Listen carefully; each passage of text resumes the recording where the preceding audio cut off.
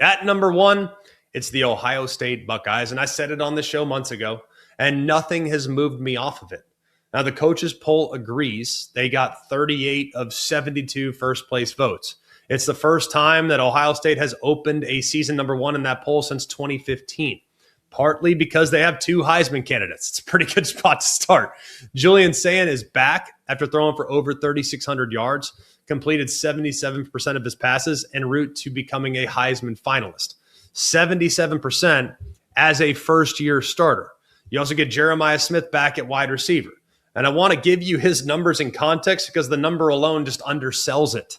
He caught 87 passes for over 1,200 yards last year and 12 touchdowns. That was fourth in America in receiving yards, fourth in yards per catch, sixth in touchdowns, and seventh in receptions.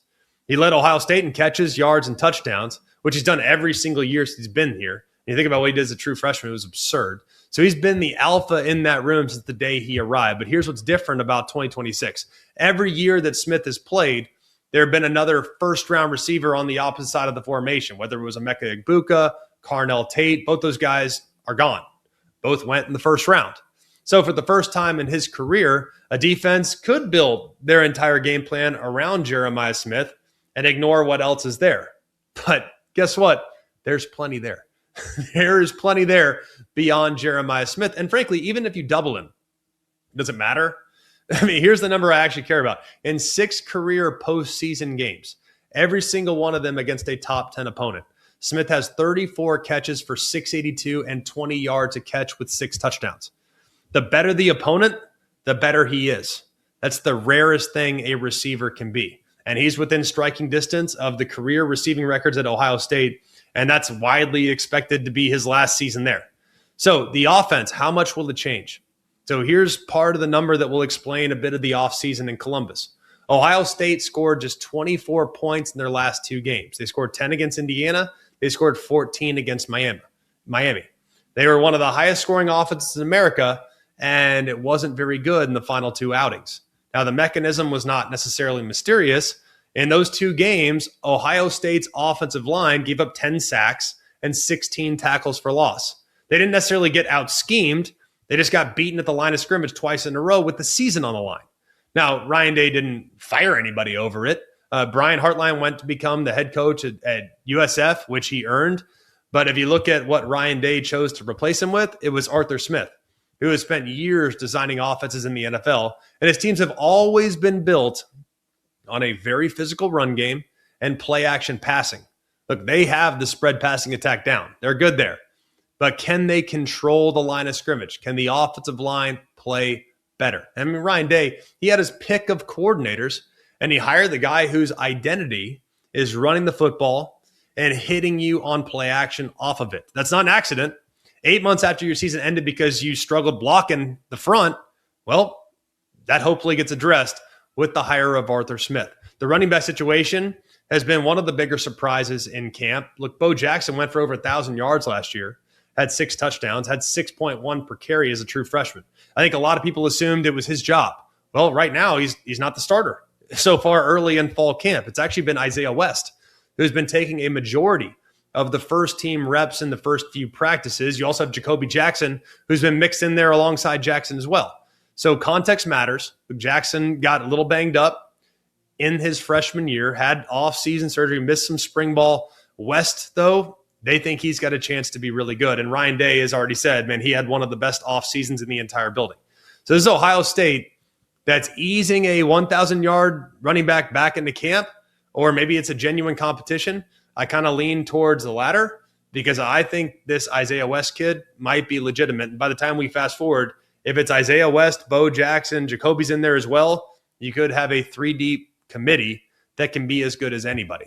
Now up front, you get 4 of 5 offensive line starters back, and a bunch of them are on the Outland Trophy watch list. Now, the offensive line matters maybe more than anything else on the entire roster, is you got to keep Julian Sayin upright, which was a huge problem there in the final 2 games of the season. And Sayin actually spent most of the offseason working on his scrambling, which was the one very obvious hole in his game. If he can keep defenses honest with his legs, that unlocks a whole nother dimension of what this offense could potentially become. Now, on the defensive side, this is something I'm really excited about. And you have to replace a lot of really good pieces. I mean, they were the number one defense in America last year. I mean, number one. You know, they led the country in yards allowed, had just under 220 a game. They led the country in scoring defense. They gave up just over 9 points a game. Well, 7 of their 11 players off that defense were drafted. You had 3 guys go in the top 11 with Caleb Downs, Arvell Reese, and Sonny Styles. Now, Matt Patricia, they went to the portal. They reloaded on the interior. You still have elite defensive line coaching.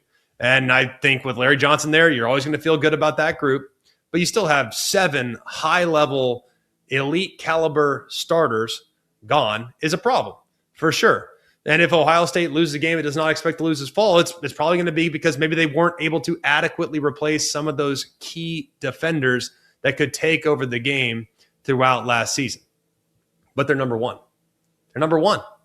They play the 8th hardest schedule in America. Notre Dame is number 2. They play the 56th hardest schedule in America. And if you look at Ohio State, they have the hardest slate of anybody in my top 6 outside of Texas. So they're not the safest pick on planet Earth, but they are the pick with the most chances to potentially be wrong and still not wrong. So the projections give Ohio State the best national championship odds in the country by a comfortable margin and the best chance of anybody to reach the playoff. That's because the talent profile across the board is off the charts.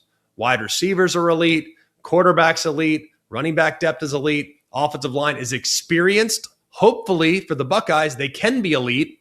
And then defensively, I just can't bet against them. They're that good. And I think Matt Patricia was that good in his first year there in Columbus. Look, Ohio State went 12-2, both those losses at the end of the year. The 2 teams that beat Ohio State last year, they're sitting at 3rd and 5th on my list. That's not a coincidence, and certainly not an indictment. It's a photograph at the top of the sport. But Ohio State is number 1 because they have the quarterback, the best receiver in America, a play caller that will be committed to making sure the offensive line plays up to their potential. And even though they have one of the hardest schedules of just about anybody in the top, I don't think there's any excuse. The Buckeyes will be there at the end. They are every year because of how good they are throughout their roster and how talented they are at key positions that help you win championships.